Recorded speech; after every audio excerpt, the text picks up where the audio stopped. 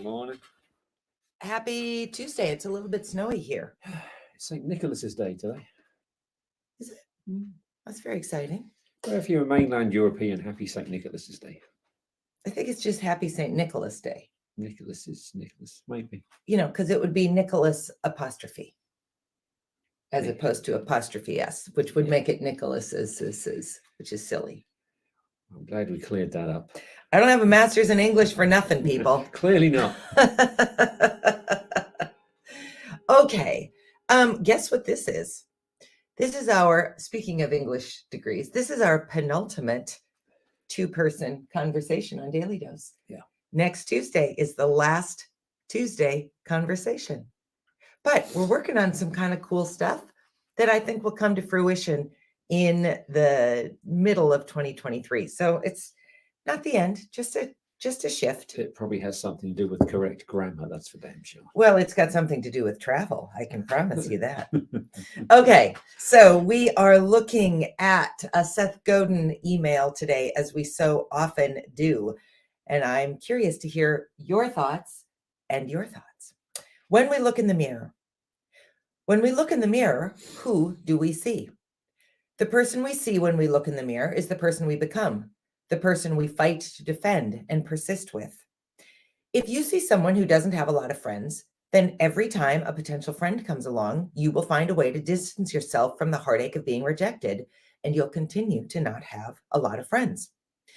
If you see someone who isn't happy with inputs you can't control, then when new inputs come along, you'll find something wrong with them and seek more control, not less.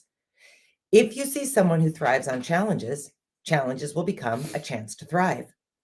Each day gives us the best chance in the world to see a different person in the mirror, a chance to change the stories we tell ourselves. But who will you become? Who can you become? It turns out that when you're surrounded by people who care about you, when you have freedom and a chance to lead, you can become a different, more generous, happier, more powerful, more friended version of yourself. If you want to become the kind of person who can teach an 8-year-old how to play basketball, you can start doing that right now. If you want to be the kind of person who leads, you can begin to lead. If you want to, because you're smart, you care, you have something to say, because there are people who love you and care about you. And the best way to honor those people and honor yourself is to become the person you were born to be, if you want to. Today is the best day to begin that journey. If you wait, it gets harder. Who do you want to be when you look in the mirror? What do you have to say about that, Dr. Mary, and anyone else? There's a lot of things in that. There's one of the life lessons to, be at peace with yourself, believe in yourself. History is replete with... I was going to say, is history replete? I mean, you read any book of history, read any autobiography of any leader, or even watch a war movie. Do you watch war movies? I do. There's the captain on the ship trying to get the ship to do something, and he's got his first officer and his engineers screaming at him, going, "This can't be done." And or if it's an English film, they say this, "Sir, yes, this can't be done. Keep it together, men." He says the ship can handle it. You have to believe this ship can do it. And that's the sort of same thing. Oh. Ted Lasso has believe above his door. It's the same damn thing. Mm-hmm. If you need to believe in yourself and your own abilities, because your life will be better. And I know this for a fact. Your life will be better if you can believe in yourself. Yeah. One of the sections that I find most interesting from my perspective is if you see someone who isn't happy with inputs you can't control, then when new inputs come along, you'll find something wrong with them and seek more control, not less. So you've heard me say 1,000,000 times, or at least 381 times, that part of the challenge for me before Maz got sober was that I thought I could fix him. I thought I could say the right thing, do the right thing, threaten the right thing, cry, scream, plead. I thought I could sort of jostle him out of whatever was wrong with him and get him back. And I just believed that I could fix him. And the lesson I had to learn was that I couldn't do anything to fix Maz Mary. Who could fix Maz Mary? Me. Only Maz Mary could fix Maz Mary. I could be there as a support, which I wasn't much of, but I couldn't You fix him. certainly were when I was being fixed. Well, I tried to be. You certainly made it. Thank you. The interesting thing for me was that Maz learning how to fix himself gave me the opportunity to learn how to fix myself. And one of the fixes that I uncovered and worked on was that you can't fix anybody else. I mean, it's incredible. You know, you hear us joke all the time, you're not the boss of me. I mean, that is the way I live my life. But it's not untrue. Stop it right now. It's not untrue. Nobody can boss anybody else into change. Yeah. Not meaningful, sustainable change. I mean, therapists and counselors don't boss you into looking at how to be sober. They show you how to be sober and make you want to make a decision. Give you tools and tips and tricks and opportunities to see something different. And going back to that stoic example I gave you about war movies, you know, when someone's believes what someone tells them about what they're in or the situation they're in, that like, this ship can do it, I believe in it and I believe in you. That is there to make you not feel hopeless and panic. You stare in a mirror. How many people have stared in a mirror and go, why do I bother? Or God, I feel terrible. If you have a positive tilt on that, or you know someone who can say, "What's all right? So you don't look like Brad Pitt, but you don't, you know, you're all right." You got You a lot. don't look like Brad Pitt. You do, however, look like Bono, Sting, and Daniel Day-Lewis. So in my camp, that's a win. Anyway, it's the same thing about believing in yourself. If you can believe you might live through the situation, what is the outcome of that? Is that you will probably live through the situation. People turn into desert rats. I am going to say more. Desert rats are weird little animals. If you corner a desert rat and it really has no way out, it just dies. It's its defense mechanism to not being eaten. It knows it's going to be eaten. No one knows why. They just drop down dead, so they don't have to. So they stop feeling anything. They die. People do the equivalent of jungle rats all the time. You certainly did. It's why you have said so many times you knew something was wrong, but you didn't think you deserved to see a change. I want to put this comment up. I think people that are unhappy probably don't do much mirror gazing. They're so disappointed in themselves. Why would they highlight it and showcase themselves? Only happy people mirror gaze, in my opinion. Or if not happy, then okay with who they are. I think happy folks glance a lot. Yeah. Maybe. So if you believe you're going to live through a situation, 90% of the time you do. Are you just making that percentage up? No. What's it from? I don't know. I couldn't tell you a study I read, but I read a book on it once. Dr. Mary. I had a cover and everything. Was it a Star Trek book? It was actually it was a serious scientific book. There weren't many figures in it either. It was lots of words. Oh my gosh. And you soldiered on. I did. Amazing. So I guess the question for you is, who do you want to be? Because we all get to make that decision, not just, at the start of a new year or the start of a new decade, as is coming for me, or the start of a new journey in life. We get to make that decision every minute of every day. If you wake up grumpy, you can make the decision to turn that around. And if you can't make that decision when you wake up, can you make it at lunchtime? I was one of my therapy group when I was in rehab. She told this really interesting story that has it's bothered me, but in a weirdly good way. She explained that when she looks in a mirror, it's like being at a carnival. You know, when you can go into these hall of mirrors. Mm-hmm. She saw this sort of watery, wavy, disfigured version of herself. And she goes, that's what I see when I look in a mirror and I don't know how to stop. Is there more to that? So your self-perception in all of this is the key. How does that make you feel good?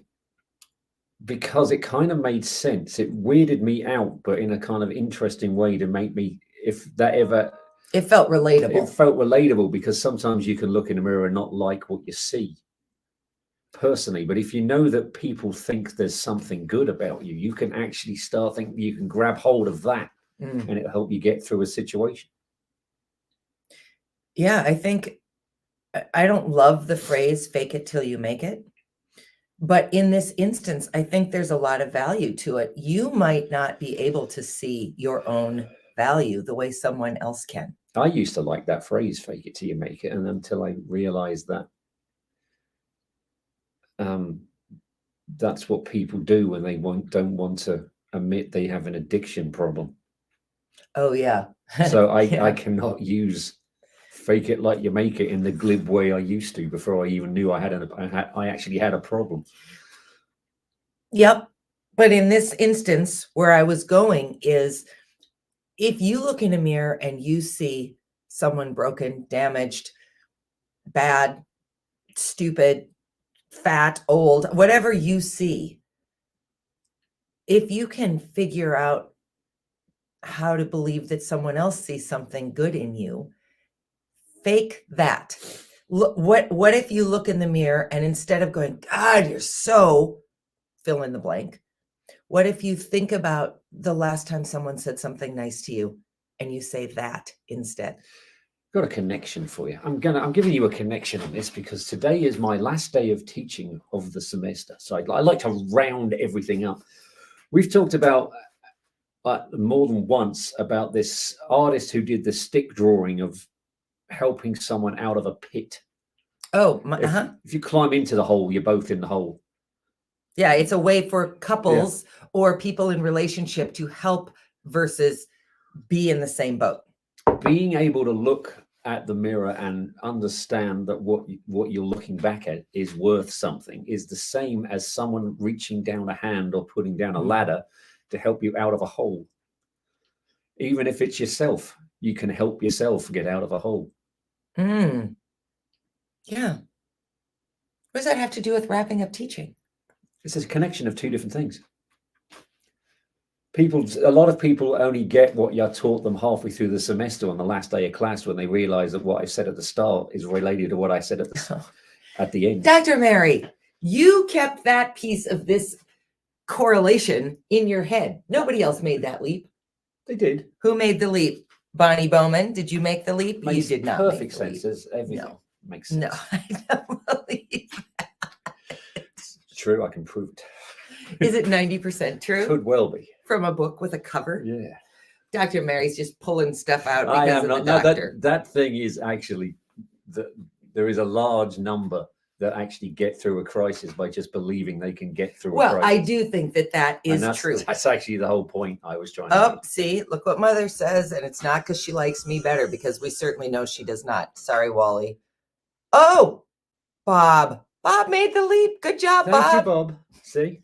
Bob was so enchanted by the idea of watching more British war films with you that he just stuck with you. Yes. Bob and his love of slow-moving war films. Anyway, back to the point at hand. They simmer. Look in the mirror today, and I challenge you to see something different, to see something positive. If you avoid mirrors because you don't think there's anything of value to look at, then figure out, I don't care how far back you have to go to when someone said something good about you. Maybe you grew up in one of those terrible households where you were just berated all the time. So you can't think back to what your mom said about you that was positive. All right? Screw your mom. You can't think back to what a friend said about you that was positive. Screw your friends. They're not your Somebody friends. somewhere in your life said something positive about you. Say that to yourself and look in the mirror and believe it. Believe it. Because if you can believe that thing, then maybe you'll go out and you'll do something for someone else, and then you can start to believe that thing. And that ripple effect, that snowball effect, that momentum, all of that is absolutely true. I promise you, you have gained momentum in the way you talk negatively about yourself, in the way you negatively see yourself. That snowball is massive. After a lifetime of saying bad things to yourself, you can reverse that right now. And if you think the two of us are sitting here just trying to be positive and hugging trees, think about this. Every medical trial on humans involves people having to take a placebo because scientists know there is some weird thing about positive thoughts. People can feel better and feel less pain if they accept the situation they're in and say, all right, let's move on.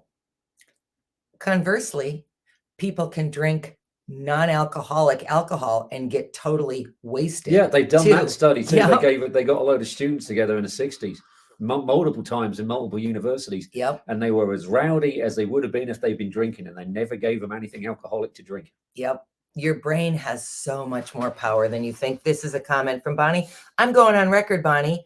I like the word screw, and you and I don't need to be in agreement on it. I could have said so many worse words, and I didn't. Let's call it a self-propelling nail. You self-propelling nail to you. There we go. Yes, self-propelling nail. Whoever said crappy things to you. Probably we don't use that word either. We certainly didn't when I was growing up. It's time to wrap up. We're going to see you on Thursday with, I predict, an excellent conversation with a previous guest who's had a hard thing happen since she was with us last. So tune in live on Thursday at 8:30. Look in the mirror, figure out, I don't care how far back you have to go. Somebody has said something good about you. Hold on to that today. Let that be the hand down, the ladder into the hole. Let that be the way you start to change your narrative. You can be something more than what you are right now. Have a great day. See you Thursday.